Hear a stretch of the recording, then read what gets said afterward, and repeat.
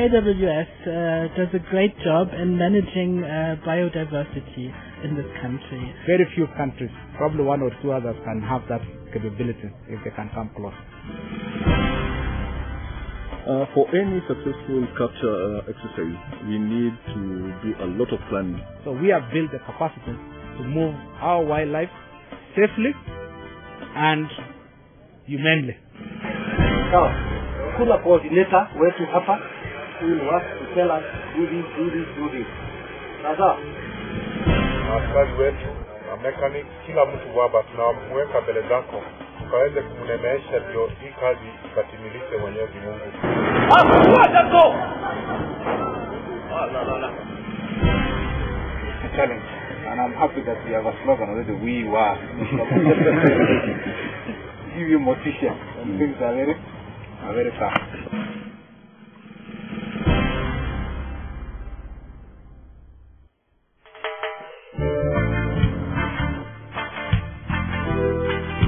From here, and they set with them by Mark.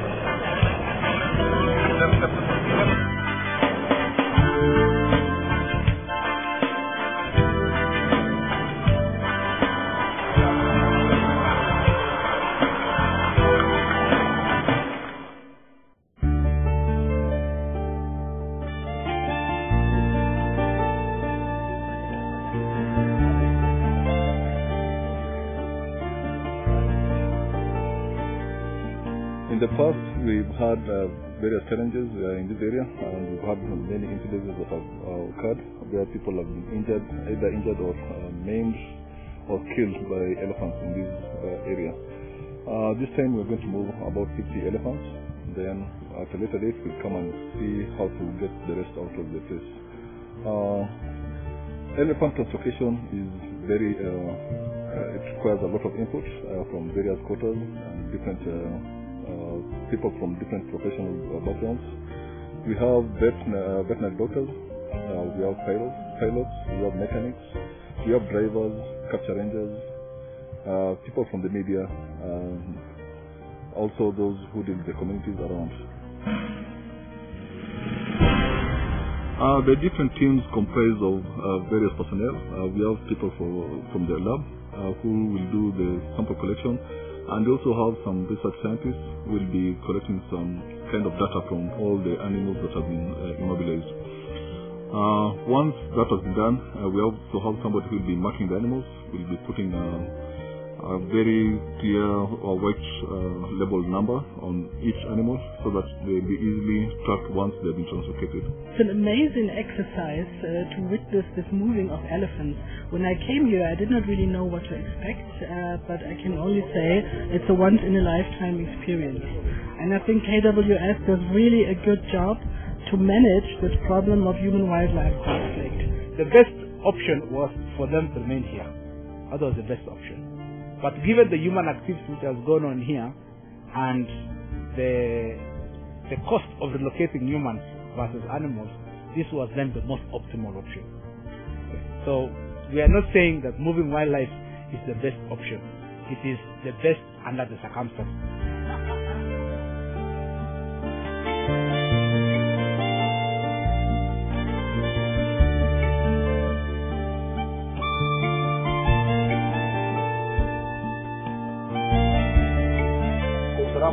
An helicopter.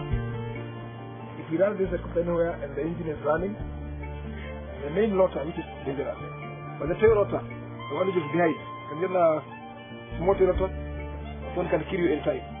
So at any time, don't go behind the helicopter at any time. When we go for the actual capture in the morning, we try and set up the team, try and meet very early in the morning. The veterinary doctors prepare the drugs, they make the darts, and the pilots, one for the 15, goes up very early in the morning to try and search for the elephants where they are.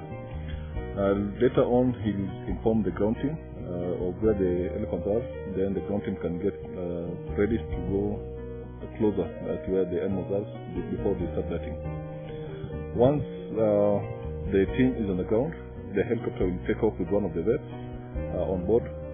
they'll go to the site. Once they have identified the animals, they'll let the ground team know. Once that information has been relayed, the helicopter pilot will have the information and he'll let the vet doctor know that he's ready to start darting. Once the animals have been darted, we give them enough time to go down. The helicopter pilot tries to herd them into one area, most preferably an open area where the vehicles have easy access.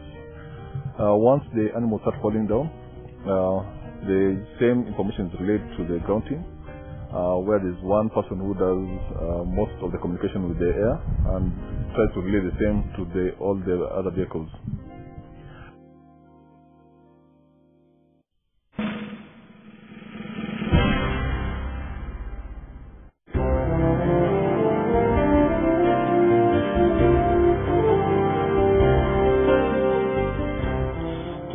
Some of the family groups will target the mattress, of which we'll try to put some collars, radio collars, for ease of post-translocation monitoring. After getting all this data from all the animals, we now load them onto the different vehicles. We have some flatbed trucks, we have the Land Cruiser and the Canter pickup. These ones, depending on the size of the animals, we try to load them on the different vehicles. And these ones are now moved to where we call the loading site, where we have a translocation container on the ground.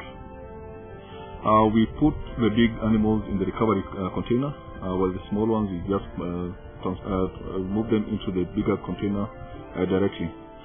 Once in the recovery container, the vet stays in. The doors are closed and the truck is reversed to become like one continuous compartment. Once this is achieved, the vet prepares the animal and gets out of the container before the animal gets up. Once the animal gets up, it walks on its own into the transportation container.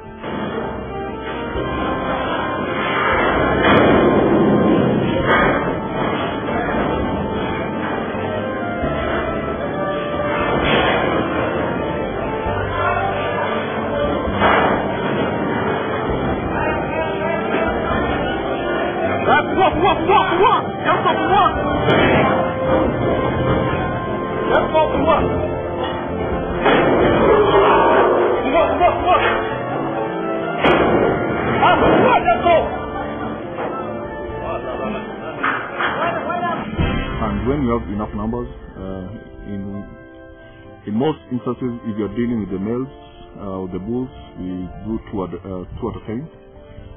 If it's for family groups, we can do as many as 12. So we can carry anything between 2 and 12 animals in a day.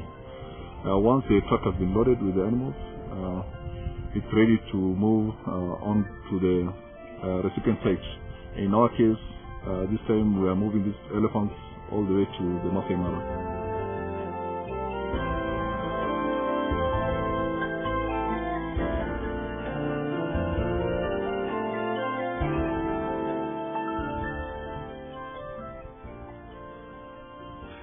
During this translocation exercise, we've had several challenges.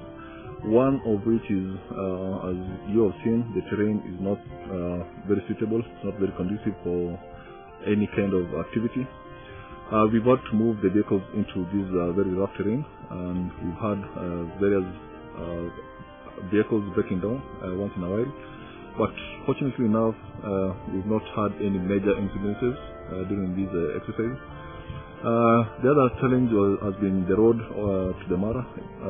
Some bit of it has been quite rough, leading to further breakdowns, especially in the translocation vehicle, leading to delays in the vehicle coming back due to requiring some repairs in between.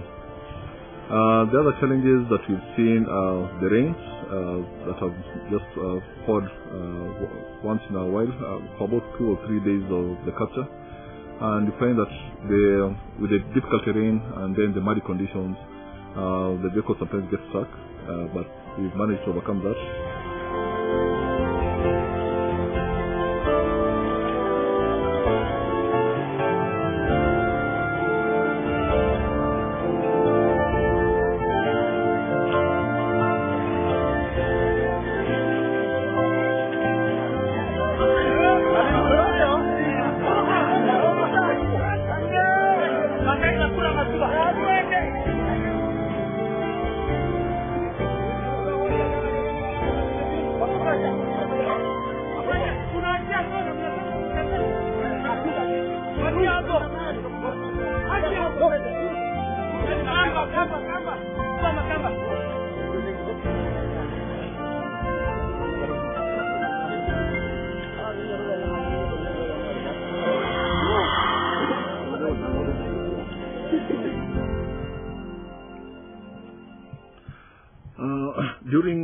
translocation survey, we managed to sensitize the communities in these areas, and basically they are the ones who gave out most of the information on where the animals were, where the elephants were, and where they were causing most of the destruction. That way we managed to go around and try and get the actual picture both from the ground, and also use the aircraft to do an air survey. From this we did sensors, and we tried to establish the number of animals. So the communities have been very supportive, and even due to the kind of sensitization that we carried out prior to this translocation, most of the people were aware, even the schools were informed.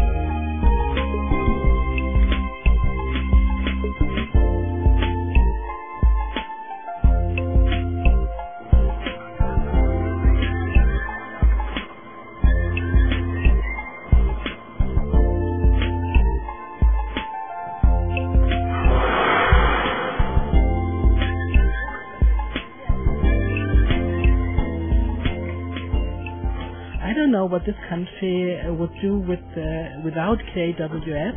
I think it's an extremely efficient organization, and it deserves all the support it can get. I would like also to urge other Kenyans to really look at wildlife conservation as an alternative land use. And the best example to learn from this is here in Narok and in Samburu. Communities are now using wildlife as an alternative land use, so that all of us cannot be in agriculture or livestock or tea, whatever it is. We have to diversify our economy. If you look at Vision 2030, tourism has been put as the #1 driver. And that tourism is driven by wildlife. Why? It's because it's unique. If the people were not here, living here, then this whole exercise would not be necessary. But I think it's a great thing for the benefit of the people who live there, because they need not be afraid of the elephants anymore, and also for the elephants, because they can go to an area where they can be safe and free from humans that are a problem for their natural environment as well. The general challenge is we are in it. We are the only institution which is supposed to solve it. Nobody else can solve it. And so we are trying to bring solutions to our society, our community, our country in the best way we can.